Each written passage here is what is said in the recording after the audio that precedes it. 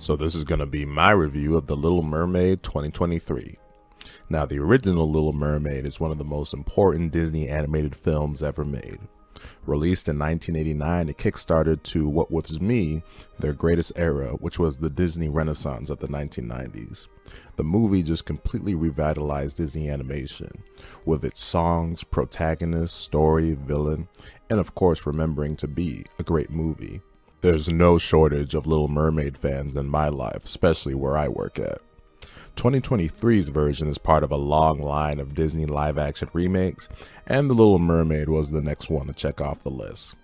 This movie, though, had a lot of fake controversy around it throughout the years ever since the initial casting went down, which was, I believe, in 2019. But for here, I went in fresh with an open mind, and like I always do, I went in without seeing any reviews. The story here is, well, what you'd expect. A teenage mermaid, Ariel, seeks to rebel against her father to live amongst the humans on the surface world, and seeks the help of the sea witch Ursula to do so. This is obviously no Maleficent or Cruella when it comes to major changes when it comes to the main story compared to the original. Now, there's no right or wrong way to do these remakes in terms of what approach you should take, in terms of how similar to the original you should be, or how different. Should it be a musical? What should get cut out? How original should we do in terms of the approach we take with certain characters? All that kind of stuff. Really, it all depends on what kind of story you're dealing with and how good a director and vision you have. The original Little Mermaid story and movie is obviously so iconic, so to do a remake that strays away from that original isn't really what people are going to want to see. When it comes to the director, you have Rob Marshall here, who has experience dealing with Disney musicals, and believe it or not, this isn't his first Disney mermaid/ocean tale, as he directed the worst of the Pirates of the Caribbeans, the dog shit fourth installment Pirates of the Caribbean, on Stranger Tides. Immediately while watching this movie, I was impressed with how the ocean scenes were done. One of the reasons a Little Mermaid remake ain't easy to do is the extensive visual effects you need for the underwater scenes. Now, we got our first glimpse of this kind of visuals and technology with Aquaman a few years ago, but I didn't have much complaints with the undersea ocean visuals here. Everything in terms of the movement and the physics is about what you would hope for. Now, something that was going to obviously immediately make or break the movie is how would live action Ariel be here? And from her first scene onward, I think everyone will be sold on Halle Bailey as Ariel. There was a lot of controversy, obviously, when she was cast for the obvious reasons. Hashtag not my Ariel. Remember that one? But when you watch the movie, you can see why she was cast. You know, she has this endless expression of enthusiasm and curiosity that was OG Ariel's signature trait. And of course, she's got the needed vocals to make it work. She was really good as Ariel here. There was a lot of stuff about her that just smells like, wow, you know, she's really working as Ariel. There will be those who obviously won't be sold as Ariel for the obvious reasons. And I'll admit, I'm usually not the biggest fan of race swaps at first glance. But unless you're dangling a Confederate flag from your balcony, I think this Ariel will work for almost everyone. Then, of course, you have the other characters that are from The Little Mermaid. You got Prince Eric, who was good here. It's about what you would expect from a live-action version. They gave him a bit more backstory for him and his kingdom. But overall, he's a likable guy, which is what you would expect and hope for a live-action version. You have King Triton, who has the same kind of character arc that he did in the original film. Javier Bardem plays him here, and he was good as that authoritative yet caring father figure. Ursula is probably the most faithful adaptation out of everyone from the original movie for this version. In terms of look and characterization, Melissa McCarthy absolutely killed it as Ursula. She works as Ursula not just for the initial reason why she was probably cast, but her voice and personality were just spot on for Ursula here. There was a bit of a missed opportunity for some added nuance for the character later on in the film. It's something that's mentioned early on that seems that it would add more depth to the character, but beyond the initial character motivations and ambitions from the original. I'll get more into that issue later. Now, for your non-human/mermaid folk, there's Ariel's sea friends. Now, a big issue that repeatedly happens with these live-action remakes is what ends up happening to the animal sidekicks. The live-action remakes of Dumbo, Cinderella, and infamously Mulan basically didn't even try to do the sidekicks. A big issue with that is that when it comes to doing these live action films, when you bring in the realistic nature of the animal physiology, they obviously can't be expressive when it comes to, well, being the sidekicks and doing the shenanigans they do in their original films. With here, you got the live action versions of Sebastian, Flounder, and Scuttle. And I think these are easily the best translated live action sidekicks they've done for these remakes. They found a way to make these characters full of life and energy, despite the live action limitations. I, like many, was weirded out by the initial pictures of live action Sebastian. It really puts into perspective how crabs and like how Sebastian looked like in the original Little Mermaid, well, just don't look that way. But here they found a way to make him expressive and obviously work in the whole real sort of crab physiology. I think what really helped was how expressive they made him in the eyes.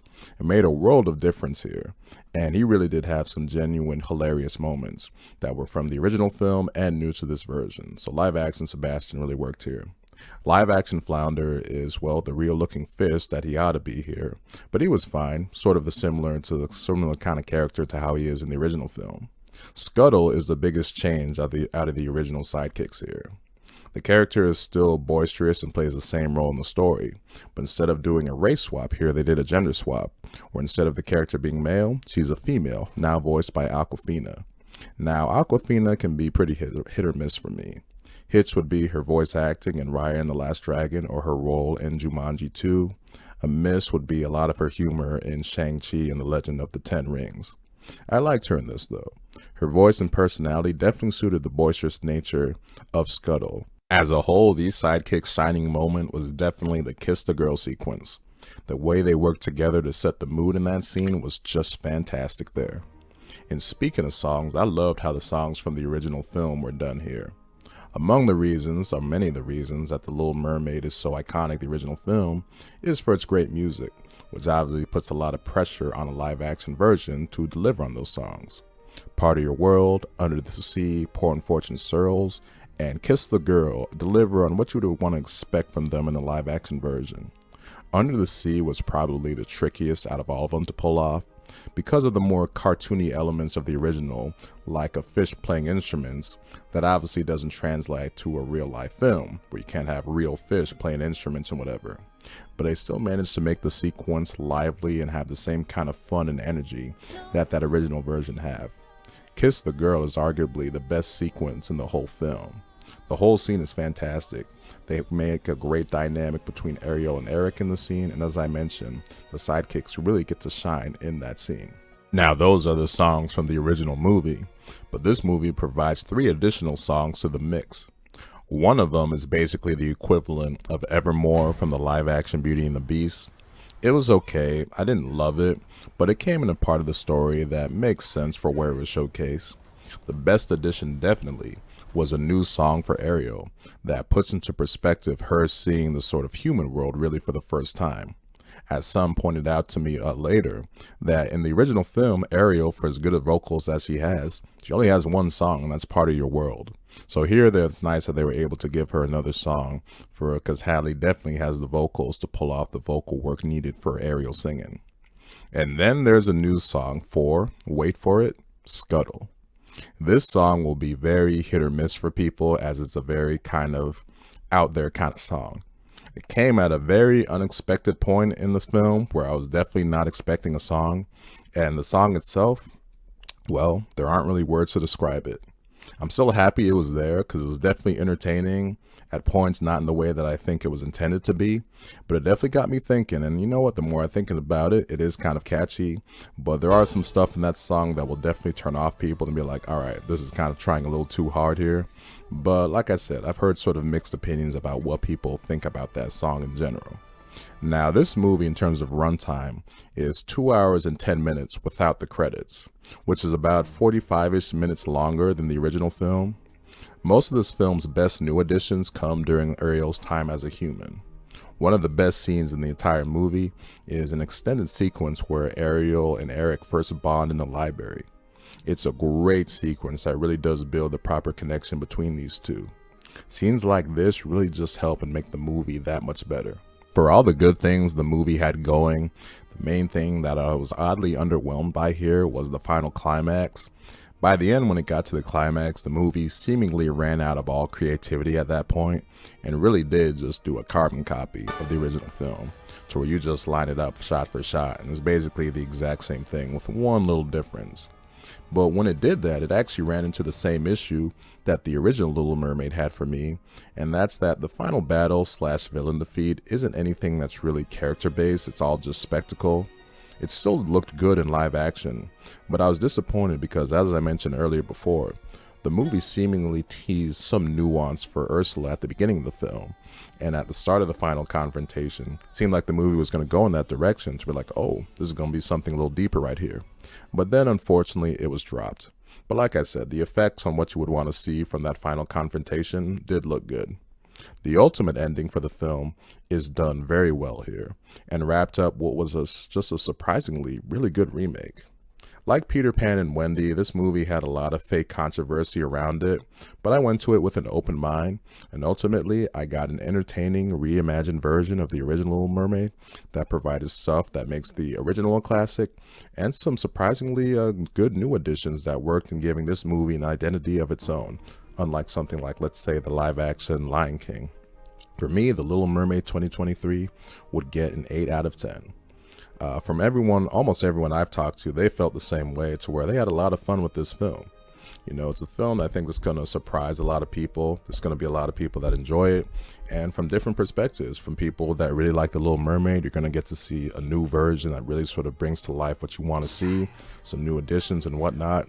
And for people that obviously aren't crazy about these live action remakes, I do think this is among the better ones, has some entertaining stuff going for it.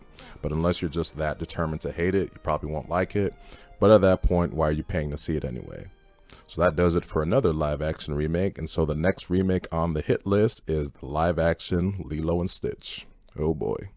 So that'll do it for this review of The Little Mermaid. If you made it to the end of this video, thank you for watching.